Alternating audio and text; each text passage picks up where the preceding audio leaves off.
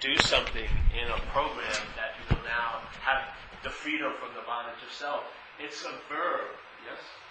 Every moment there seems to be an option here. There can be the appearance of bondage or freedom. Okay? Why is that? Well, we could go into it as the mind is presented here, because that's what's being presented here in this world, is mind. The mind is presented here in a dualistic manner. Yes? There's hot, cold, day, night, male, female, either or, yes or no. That's how the mind works. So here, in the verb of living, the mind can either be in the bonding to self or the freedom from the bonding to self. Yeah? Those are two appearances of the same movement of mind. But most of us are concerned with the appearances because we are the deliverer of those expressions. What our life is oneness is expressing in two-ness. So oneness, all there is consciousness, is expressing in, I can be conscious or I can be unconscious. Yeah? And it's not like I am unconscious, that's that, and I am conscious, that's that. It's a verb. Some days you feel you're conscious, some days you don't feel you're conscious, right? Some days you feel you're connected, some days you feel you're disconnected. This is the movement, this is the basic theme of interpretation from the mental process. It's defined by the either or. So its feeling is, I was really feeling connected, and then you assume that what you were doing that day caused the connection. Yeah? So if I was on a retreat, or I was shopping at that certain store, and I got satisfaction doing that, then I will put them two together and say, the satisfaction I feel I'm interpreting I'm feeling was caused by that. It's totally delusional. Nothing is being caused. You're the cause. That's not the cause of your happiness. You're the cause of happiness and dishappiness. Not as Paul, but as this apparatus. That's what it does. Singularity comes through, and it appears to be either or. Yes, no, hot and cold, love, hate, feeling disgruntled or at peace. We're just a conveyor of expression here. That's what the apparatus is. Oneness appearing through comes in here, and then it expresses a two-ness. Hey, I'm feeling really connected today, and I went to this meeting, and this guy talked, so the meeting and that guy talking is why I'm feeling connected. No, it's not why he's feeling connected.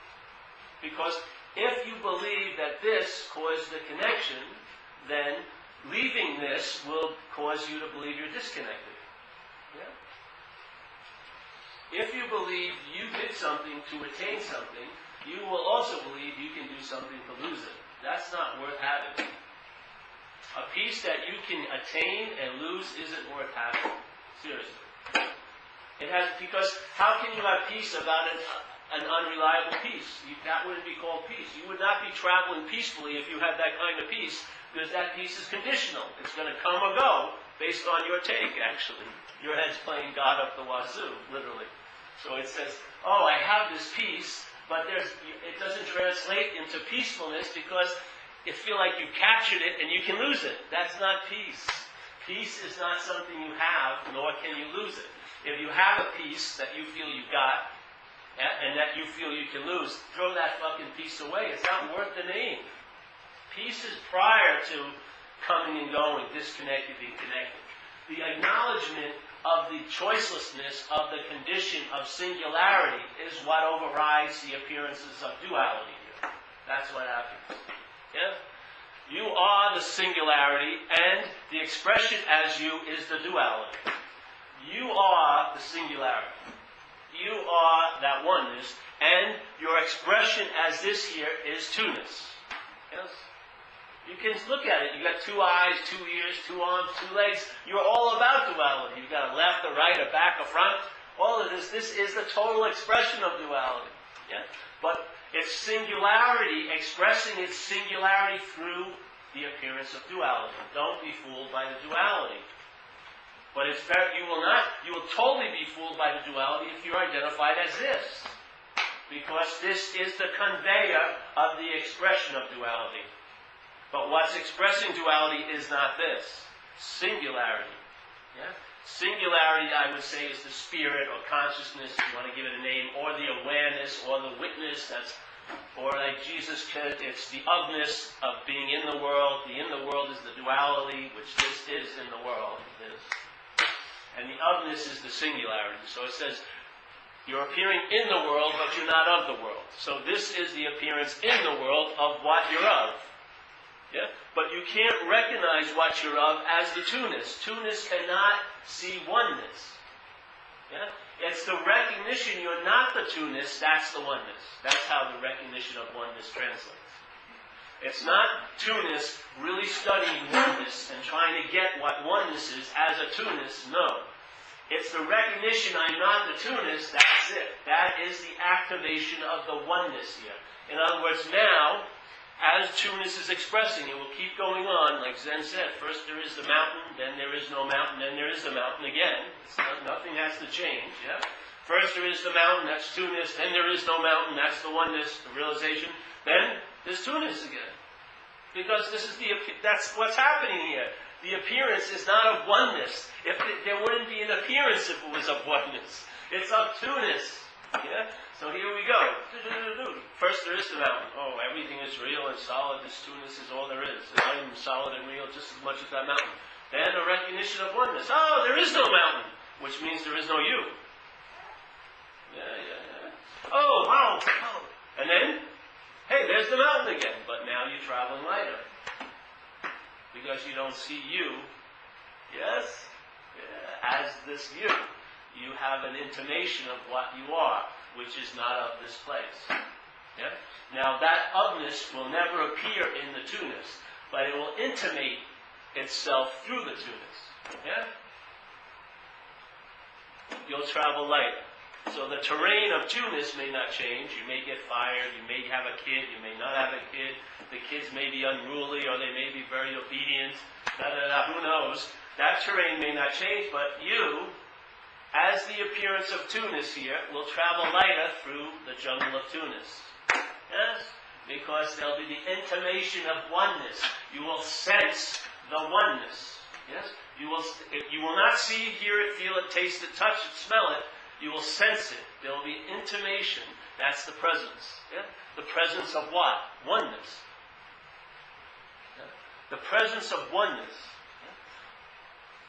But the presence of oneness is really the absence of being identified as the conveyor of two-ness. Yeah? If you're identified as this will prohibit you entertaining the oneness because you're busily entertaining you're the two-ness. Yeah? It's very difficult to serve two masters at the same time. So if you're serving this master, yes, this is who I am, this body and this mind, and this is real and solid and everything, and these things can hurt me, and I've got a plan and all this and all that. Well, it's going to be very difficult for that mind occupied with that to be occupied with its own nature. Yeah? So the dilemma here is the identification as the conveyor, or the expression of two-ness, the body, yeah, is causing us not to be able to entertain the nature of our oneness. And that creates a dilemma. Yeah? Because the awareness which is of oneness has been captured in its addiction or its identification as the two-ness. Yeah? Your consciousness is the bonding agent to the two-ness. You're conscious that you're this. You don't, hold on, you'll at the end try to hold on to it, yeah?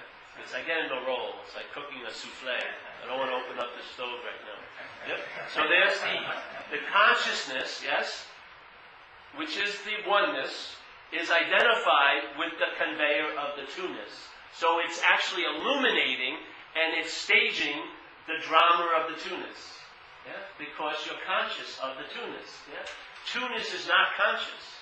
Two-ness is an appearance in consciousness, but consciousness is now acting as if it's consciously that. Yeah? It's identified as the body and the mental process. Yeah?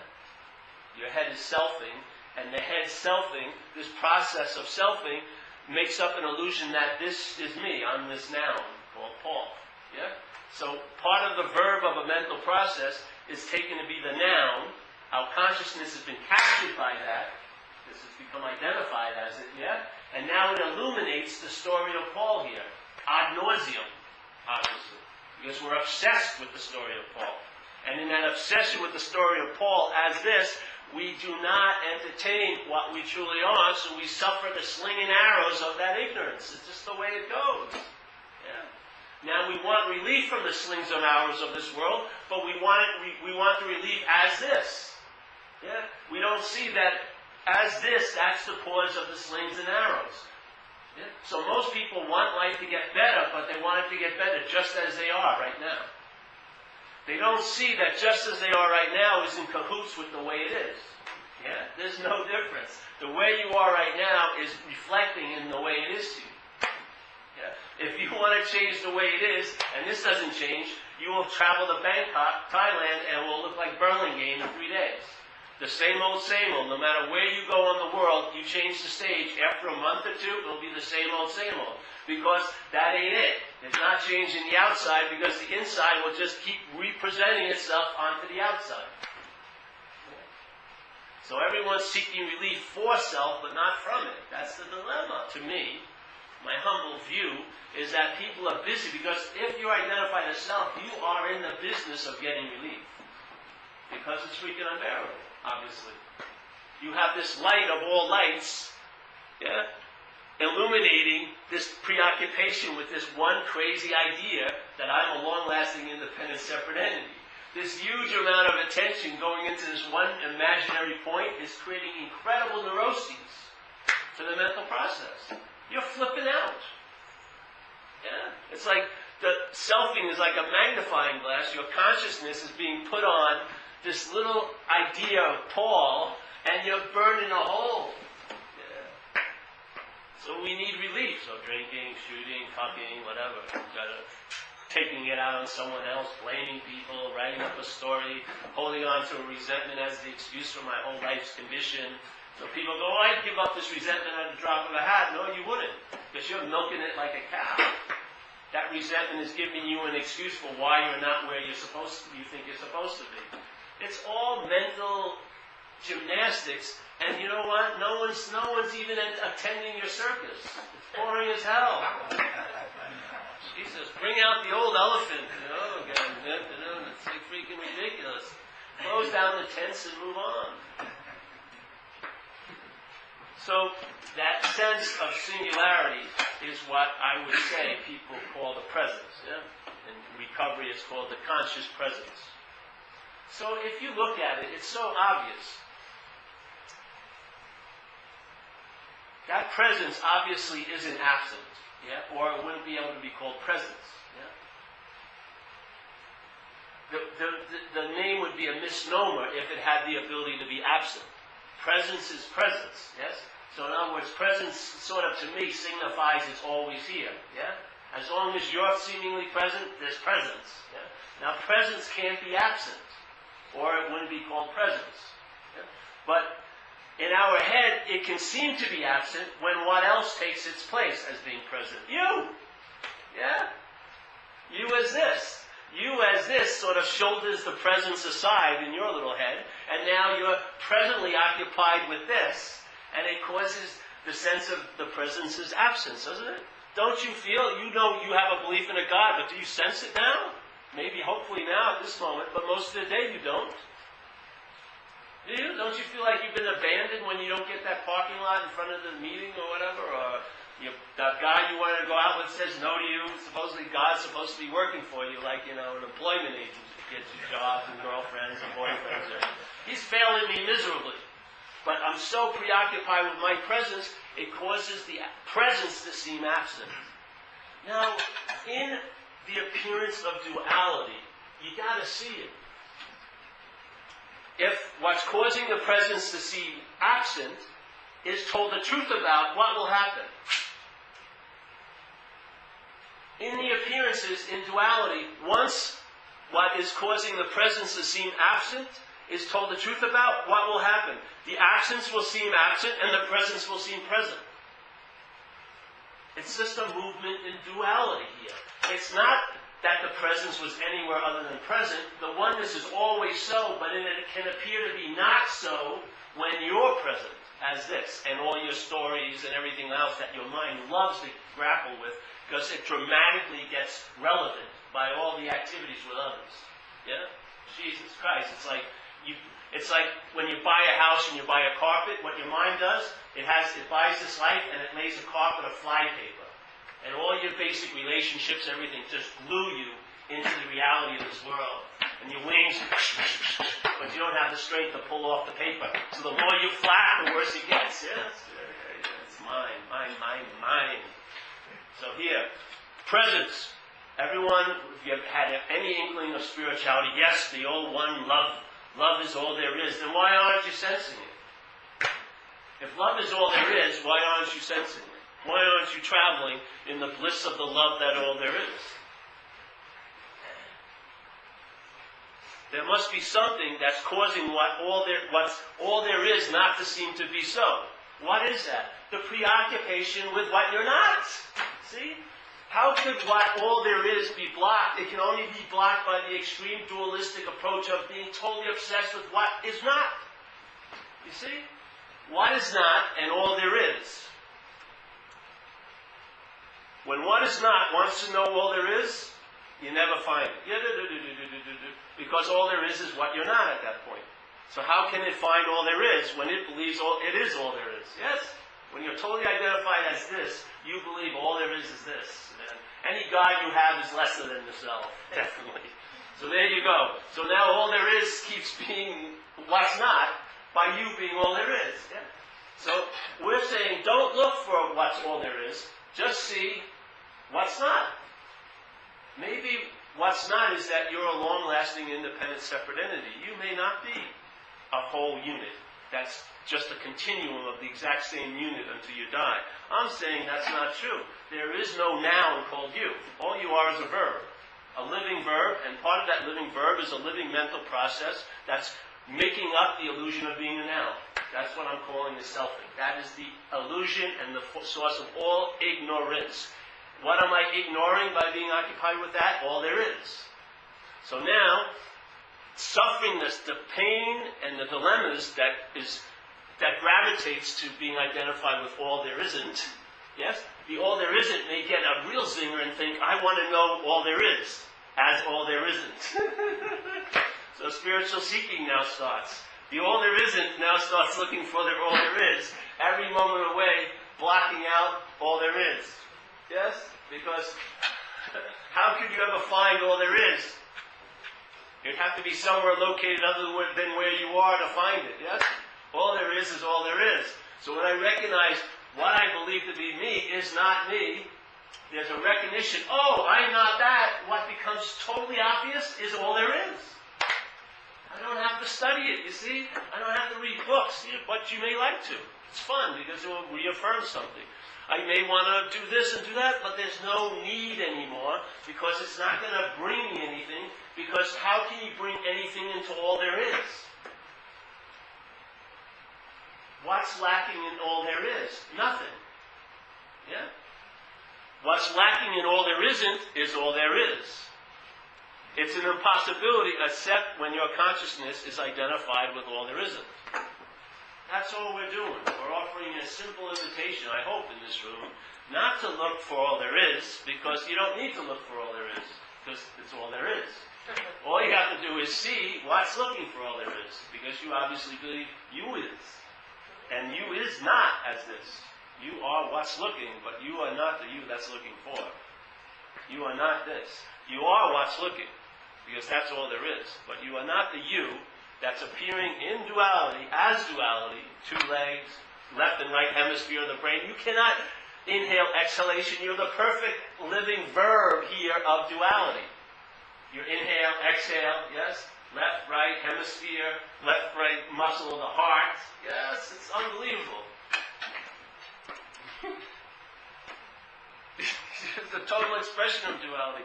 But the singularity is what's conscious. Yes? There cannot be duality in consciousness, because all there is consciousness, because it's not a form. Only duality can only appear in form, yes? Because a form can look different than another form, but spirit cannot look different from spirit, because all there is spirit, yeah? So this is just a simple recognition and an entertaining of the invitation. And if you motivates you to sit and meditate, far out. Take Tai Chi, great. Doesn't matter, or don't take Tai Chi. That's the freedom. The real freedom to me is there's no need to be liberated. None whatsoever. I don't wake up in the morning and try to connive and conceive of a scheme of how I'm going to be liberated today. To me, that's the bondage of self. The self needs to be liberated, unbelievably so. But what I am does not need to be liberated. But when I entertain this philosophy as one I'm not, it's going to be very painful. Because then you'll be putting up with shit you should actually, the house will be on fire and you won't be grabbing a pail of water, putting out because you'll be going, there is no house and there is no pail of water. No, if you feel the flames and it feels like it's burning, throw some pail of water on that fire. Yeah? This philosophy is not meant to be used in duality. It's entertaining, can show an effect in this duality expression, but it's not meant to be used by the dualistic expression. Yes? It's not another thing to have a strategy and an advantage for self and sort of scheme around all day. It's just dropping into the system of self-centeredness, and in that dropping in and in entertaining it, it may erode the foundations of self-centeredness, which is the center is self, and the identification with consciousness as the body is the center. Yeah? The bondage has to be fueled by awareness. The bondage is not by the thought of self. The bondage is the consciousness captured by that thought of self. Yeah? You become identified. And you think, and there's some joy, or let's say, there's some promises of specialness. Yeah? Like, if I can stay in this and bear the whole unbearability, I can be special. Someday I'll have one person really love me like no one else ever did, and me and her will have a special relationship. Or somehow my kid is going to be more special than any other kid. Or da-da-da-da-da-da-da-da. Yeah? All of this drive is a way of reaffirming this dualistic as a singular unit. You don't see that. It's just an expression of mind.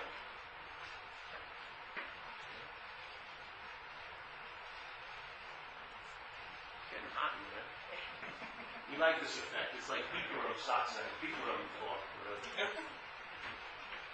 I'm just hoping everyone takes their clothes off and we can really get down to this. Let's have an orgy. Come on. I'm doing this for years. It hasn't happened yet. I'm waiting for something special. Yeah. You better have more coffee than that, bro. You're going to need it. When you get down and dirty. So, yeah. It's a simple identity. It's a simple invitation. Very simple. You may want to entertain the idea. I don't like giving any suggestions, but maybe just every once in a while, as you're going through the day, just throw in a subjective question in the narrative. Yeah? Instead of going, who are they? What's going on here? Ask, who's it going on to? Just see. Maybe you'll find that there isn't any solid, real, separate entity called you. That you're just a verb. You're just verbing. You're not, actually. You're the oneness or the stillness that, let's say, witnessing that verbing, but this is just verbing. That's all it's doing. Every cell in your body is verbing unbelievably right now. Everything. There is so much going on. You are just a composite of verbing and form. Yeah? To take yourself as a noun is a real big leap. A real big leap.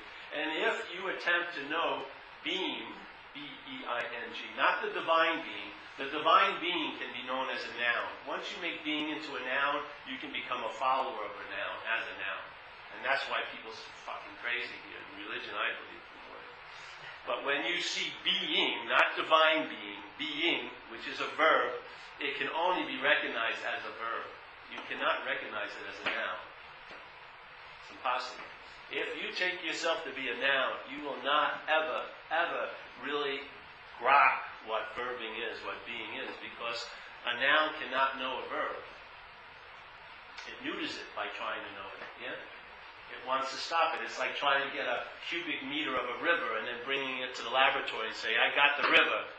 Yeah, this is the river. No, it's just freaking water. The river is a movement. Yes? It signifies a movement of water. We call a river. Yeah? But we want to capture it and think, all right, now I know. So I know the truth now. I, Paul, have found the truth. It was, someone left it near the 7-Eleven this morning. I found it. And now I have it. Now by having it, I'm going to give it to you. That's not what's happening. This is just an invitation from one verb to another verb. I I didn't prep for this for 3 hours this morning. I got to get up really early, speaking today, 11:15. So I got up at 7 in the morning, did my yoga pranic, please let me be a conduit, let me be a channel, let me be a real shiny channel. Oh no, a channel. Let me be really, really attractive to others. No, channel. No. And then read my books and my masters. Okay, let's start the meeting now. I sense the presence. I know you don't yet because I'm special, but I sense it. If you hang out with me, some of it may lap over because it's so unbelievably flowing so heavily. It's unbearable. You should really want to take me out to lunch because I need it. Yeah, that's not it to me. To me, it's just we do something, we're going crazy, trying to get out of the house to be here in time, come here, show up, bingo. What happens? There's absolutely no difference before I left and got here or after I left. This doesn't make anything, it doesn't make my day more special or less. It's just the same. When I first attempted to do this stuff, I felt it was like an experience. It's not an experience anymore. It's just one fluid verbing. You've never left the river. There's no island in the river that you can climb up and get a breath, and think you're a noun and go, oh, and then start narrating what it was like to be in the river. No, there is no river. You never come out of the river. It's just verbing. Life is just yeah, you're not like an amphibian that crawls out and becomes noun. Oh yes, I'm going to know that as my God. No, you are God. Like one great master says, you know God by being God. That's knowing God. It's being God. Verbing. Yeah? So this is what we attempt to share here. And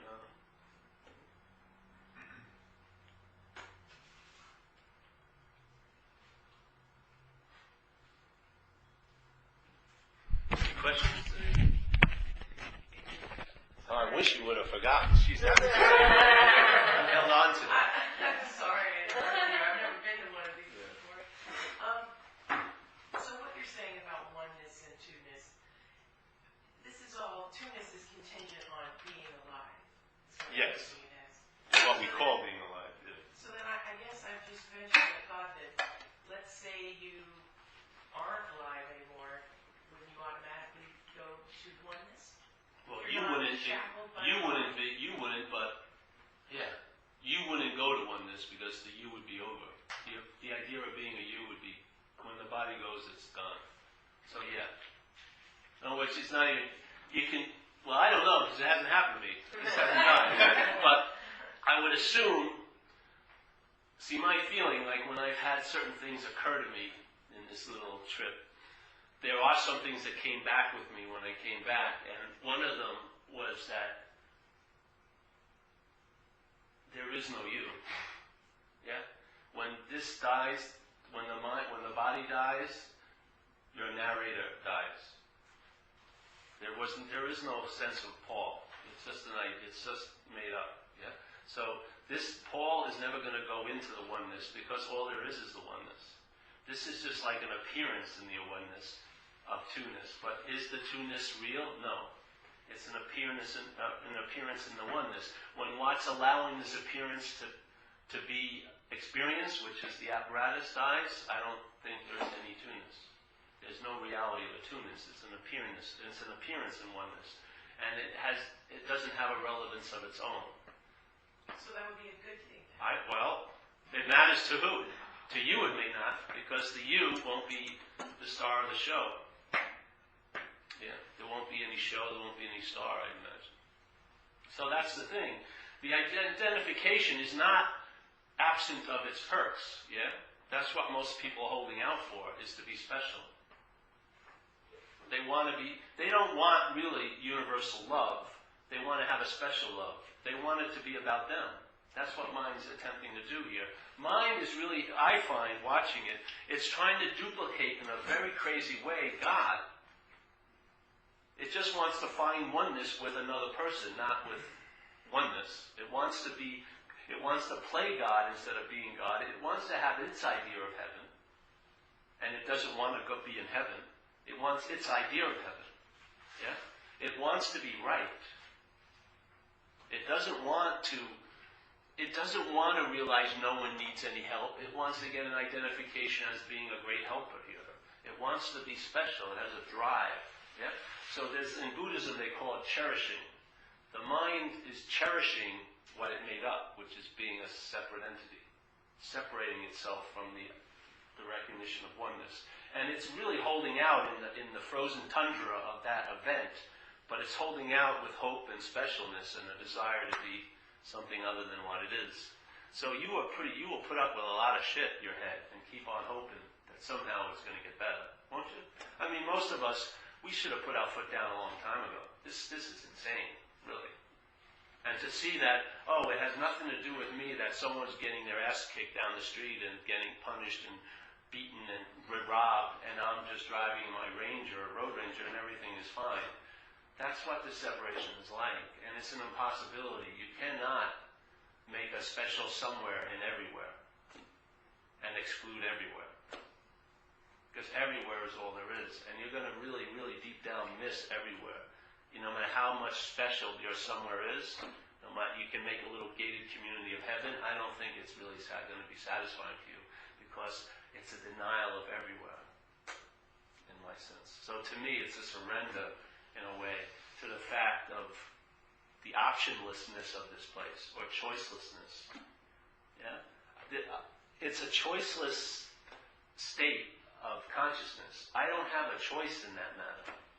I may act and huff and puff and think this and get totally consumed in what's not happening all day, but in fact it doesn't erase the fact that all there is consciousness. So to me, that sense of choicelessness, because things appear to be conscious and unconscious here. I do, you do, day goes, everything like that.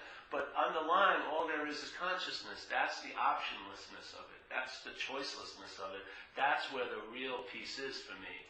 So the appearances come and go, and you do what you do or don't do what you do to need to deal with it. Whatever happens is going to happen. But the realization of resting in the oneness while you're surfing the two-ness in a way is my definition of traveling lighter. And the only reason why truth has value here is because the absence of it seems to cause a huge mess. Truth doesn't need to have value. It's in and of itself all value. But here, where we have made it seem like it's not here, it's being entertained here can produce a great value here in the appearance of two-ness. Yeah? So, that's my feeling about it, with it. And,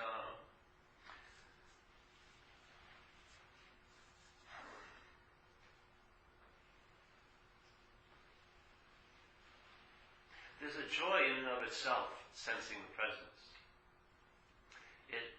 The idea of pursuit of happiness seems to be like a leisurely walk when you're sensing the presence. There's no pursuit of happiness.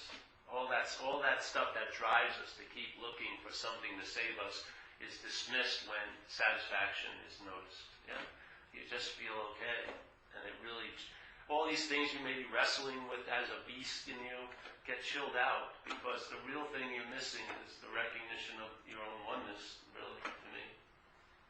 Because I noticed once that was entertained, all these dilemmas that were all made up, all my problems in my life, tended to loosen up based on that first knot. Yeah?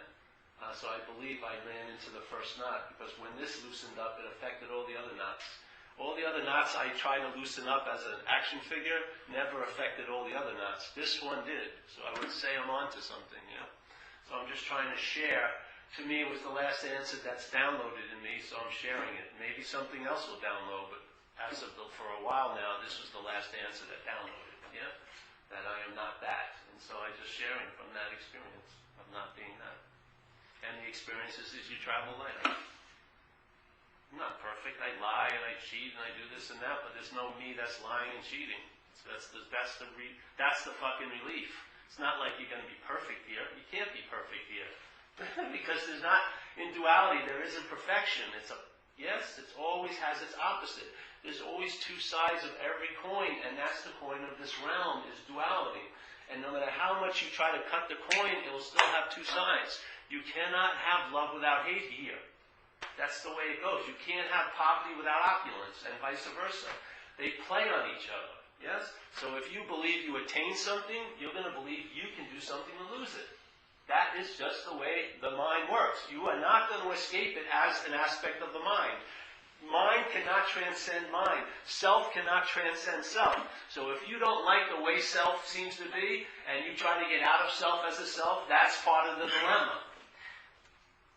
Having an opinion about how you are, because you're not. So the whole point is to recognize, hey, if I believe I did something to attain something, then immediately my mind, the coin flips, and I can believe I can do something to lose it. That's not peace. Yeah? How can that be called peace if there's worrying concerning its staying power? That's not peace. Is it? A peace that you captured and have, and immediately start worrying that you can lose it, that ain't peace. The peace is how you travel, not what you capture or get or attain or achieve or lose. It's the way you're traveling here. You're a verb. It's very economical. You're pared down. You don't need all the wisdom of the ages. All you need to know what to do next. Yeah? And it may not look like what you should have done in the way the world looks at it. It may be what facilitates the ease and lightness of you. Yeah? So someone may say, oh, he's not a success at all. Look at him. But as a living verb, he's damn successful because he's fucking verbing. And he's aware of the verbing. Yeah? He's not claiming the verbing as a noun and becoming something based on what his take on all the verbing. He's just going with the verbing. Hallelujah.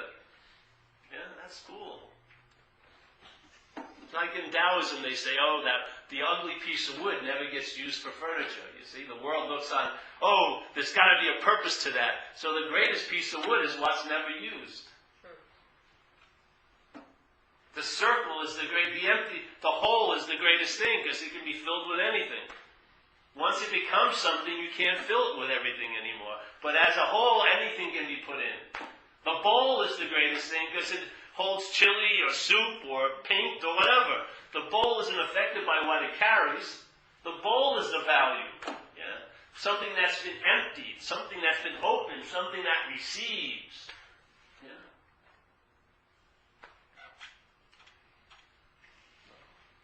Don't be fooled by appearances. You may be next to a living verb. You are at all times.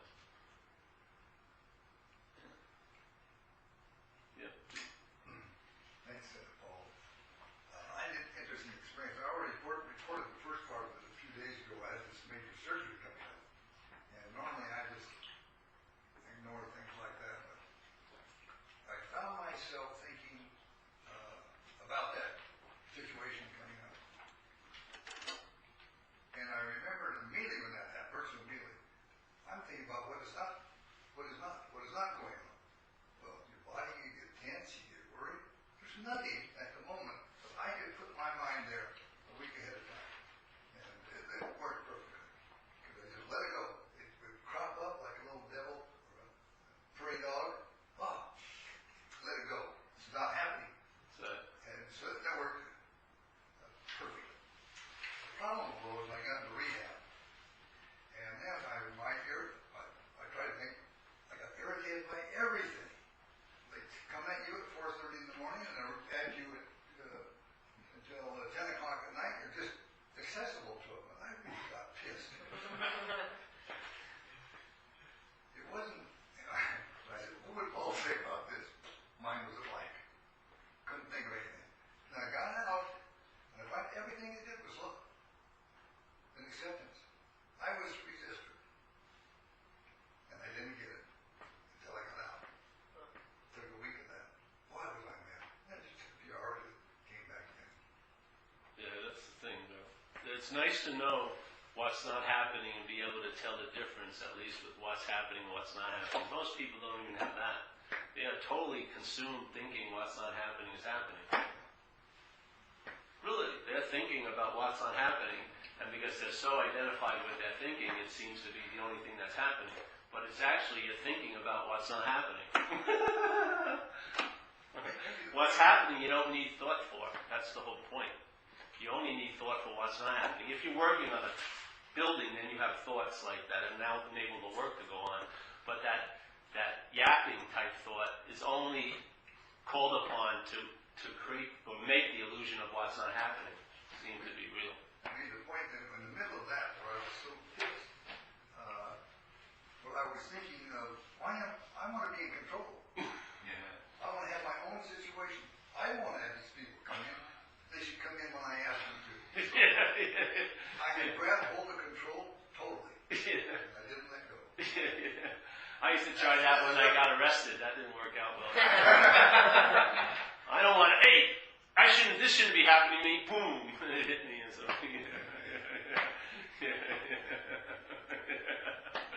Acceptance is helpful. Yeah.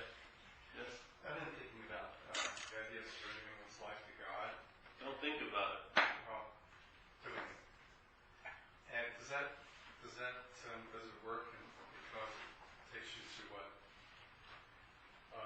past what is not to the greater. I don't know. If it works for you, it can work for you. The place is subjective here, you know? You're the dreamer, so the dreamer can trick itself. There's nothing rote. There's no, stone tablets, what works or doesn't work.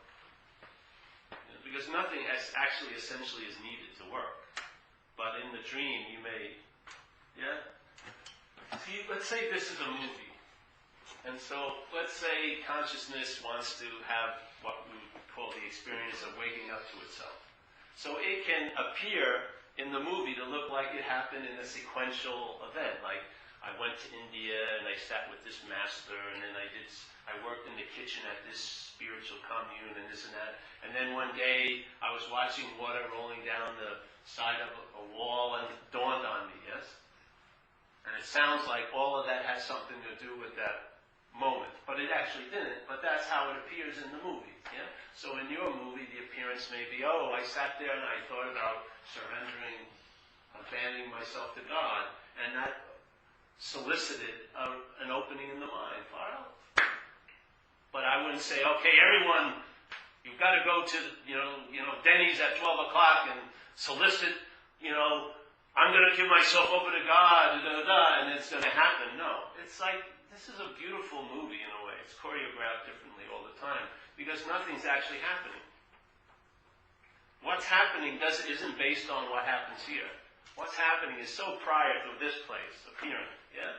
So, surrender or don't. It doesn't matter in a sense.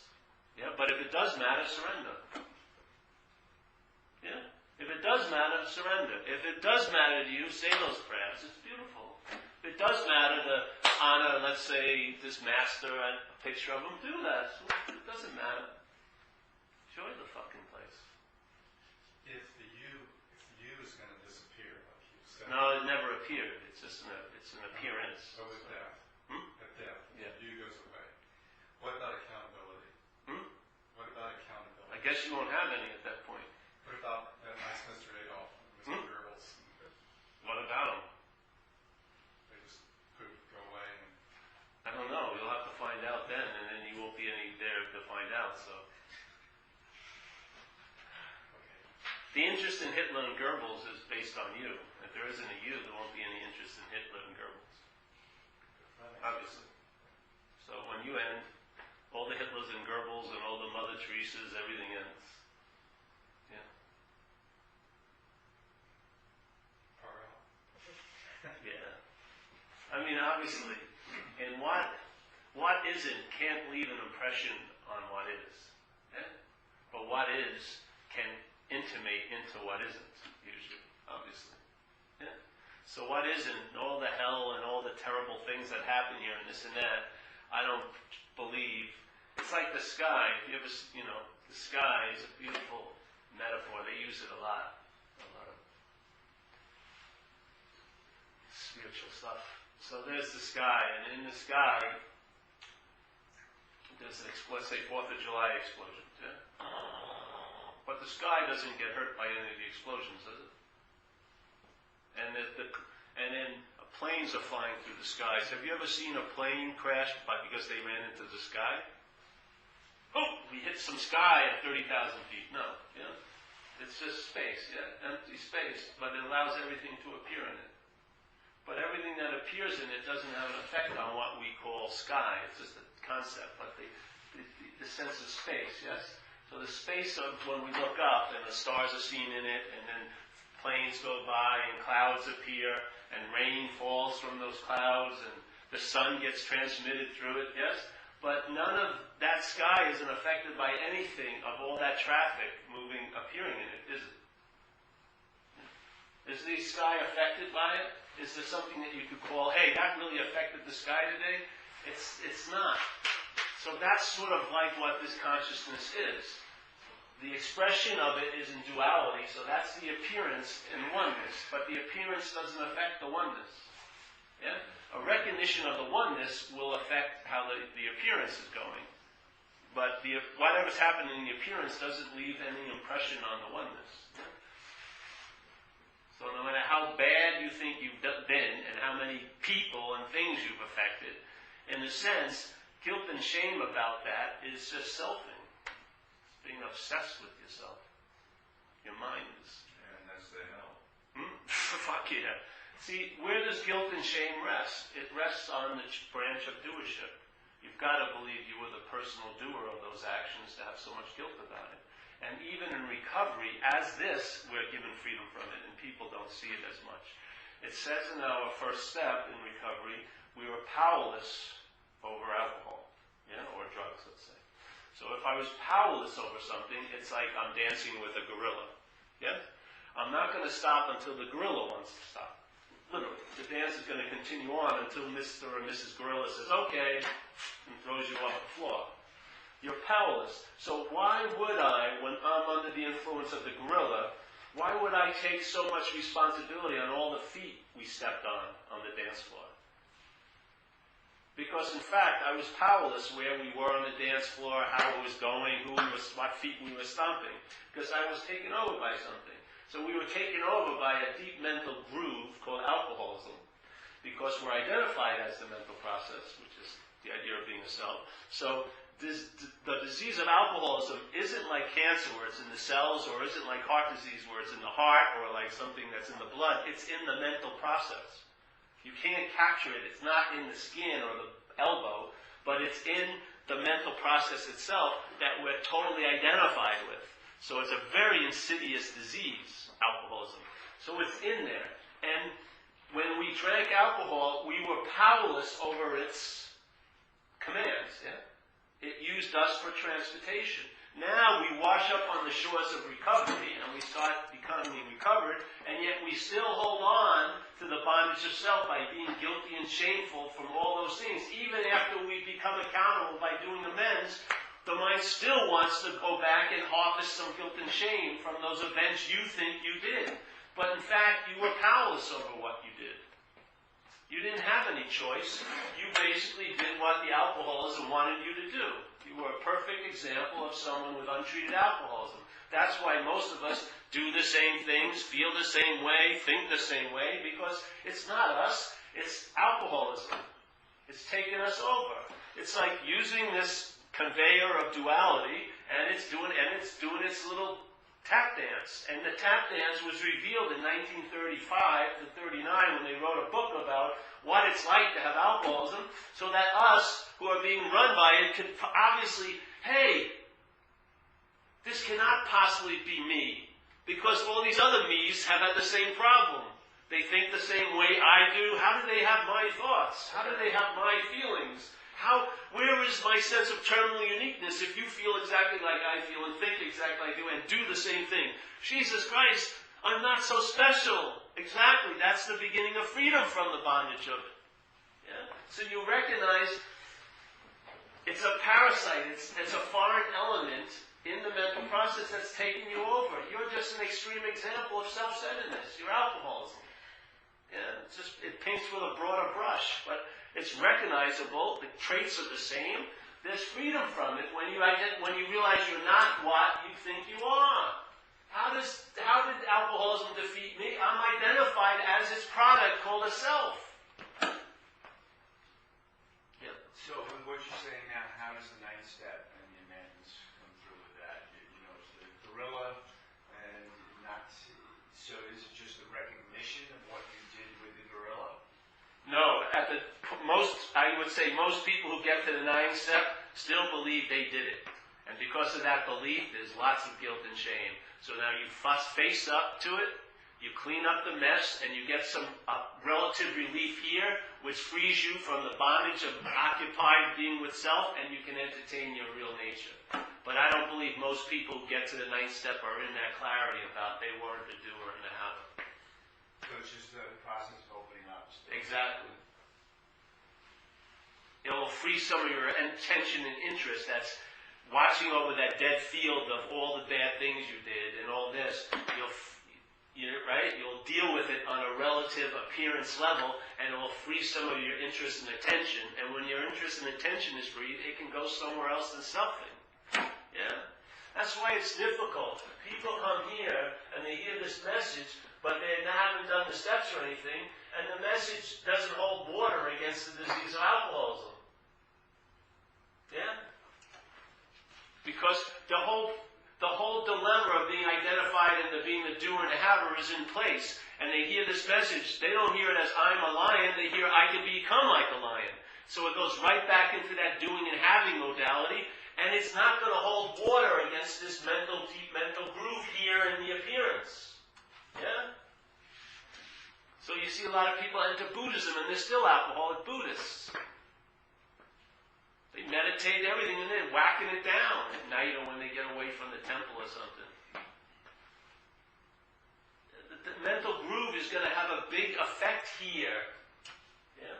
We're not using this message to combat that. We're entertaining this message to realize it's an imaginary problem. That's the only solution to it. Once you think it's real, you better do some quote-unquote real things to get relief from the real problem. I'm just adding something down the road or right now or prior to the road, which is the only solution I've truly found is that you recognize the problem is imaginary. Yeah? So what happens? There's a short circuiting of the problem-solution duality. Yeah? The solution isn't put on the problem, which gives its relevance, and you're left with nothing. And you see, hey.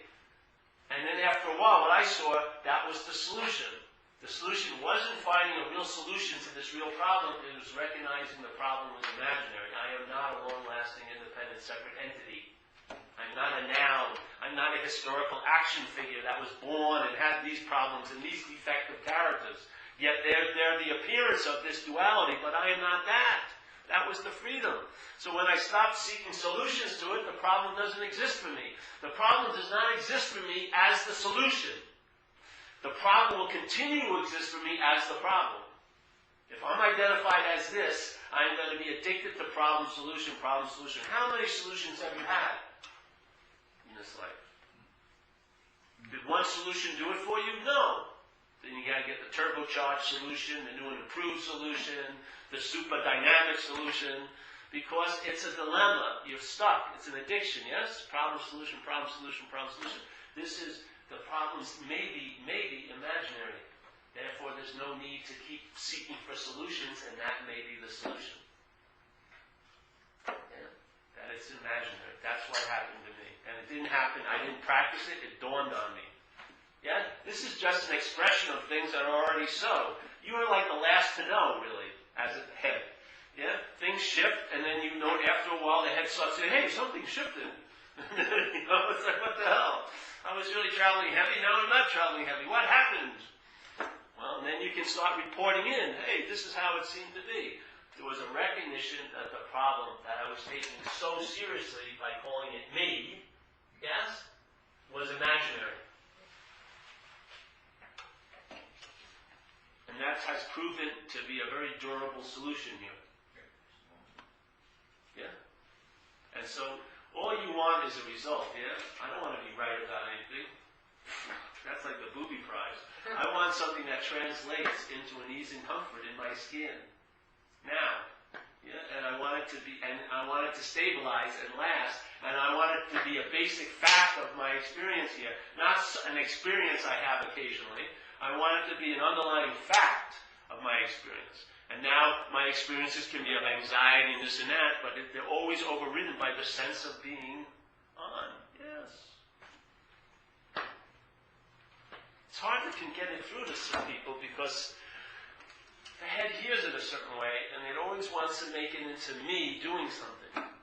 Yeah? And then, of course, the blame comes with me didn't do something. Yeah? And then the mind uses it once again to beat itself up with. And now, but what can you do? You can just offer the invitation, and what happens is the people forget the invitation and they collect the envelopes. Yeah? And then compare the envelopes. So I like this envelope better than this envelope, but the message is a living little testament, so to speak. It's a sense of the presence of consciousness, the certainty of that presence, yes, and recognition of that presence. That's the message. That's the invitation. This is just an envelope. You may like it or not. Discard the envelope, but the invitation, you've already been served. You may not even know it, but the spiritual subpoena has been served. You got it today. I can tell. I've been used to serve the subpoena for a while. I know when it's being served. I can tell. It's like I know when the souffle is ready to come out of the oven.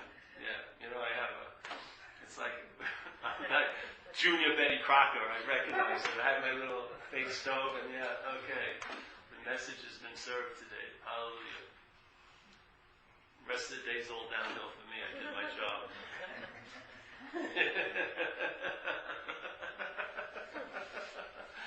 I love it. I don't know if you get it or not. I get it every time. That's why I haven't missed a meeting. I've always been at every meeting. And I've gotten it at every meeting. Awesome. Really. After a while, you'll be so attuned. You'll be getting it. What you call getting it, you'll live as that getting it. There won't be any getting, but you'll be living as if there's a constant getting it. Yeah, that's pretty good.